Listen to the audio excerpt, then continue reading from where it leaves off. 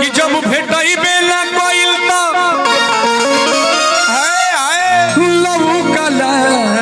से का भइल आ कौनो दावे न लहल तो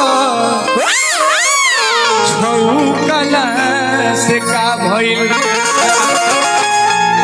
अरे ऐसे तो डर मत भर के भुलाइल हो जब भेटई बेला कोइल तो लहू कला से का भइल चलते चलते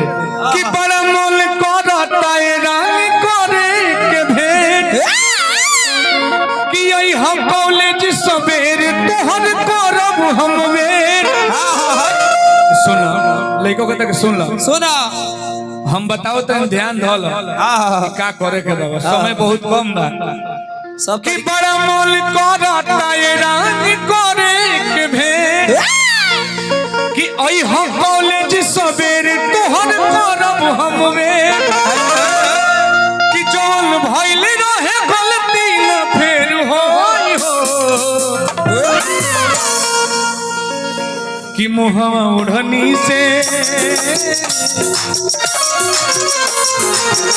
मुहवा ओढ़नी से बांध के गई होए जान ना सकी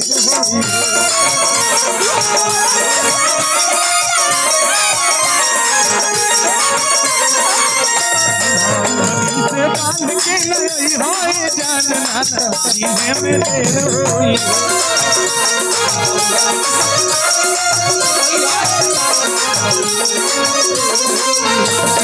मन करता रानी करे के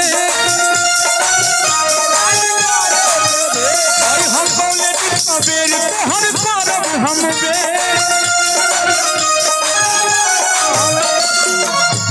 तो कौन कॉलेज में पढ़ले बड़ू कौन कॉलेज अरे पढ़ले नहीं कहते नहीं क्या पढ़ले कौन कॉलेज में ना बोलो अच्छा कॉलेज के पीछे ना अरे रहरिया इधर अच्छा स्कूल में पढ़ले बड़ू अरे पीछे ना पढ़त रहे अच्छा तू हो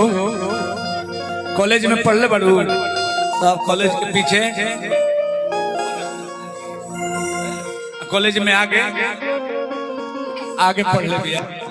कॉलेज में कि भाड़ा मोल करता रानी करे के आई हम कॉलेज सवेरे तोहर करब हम वेट जान भइल रहे गलती न फेर होई हो मुहवा ओढ़नी से मुहौड़नी से बांध के नहीं होए जान ना सकी मेरे रोई मुहौड़नी से बांध के नहीं होए जान ना सकी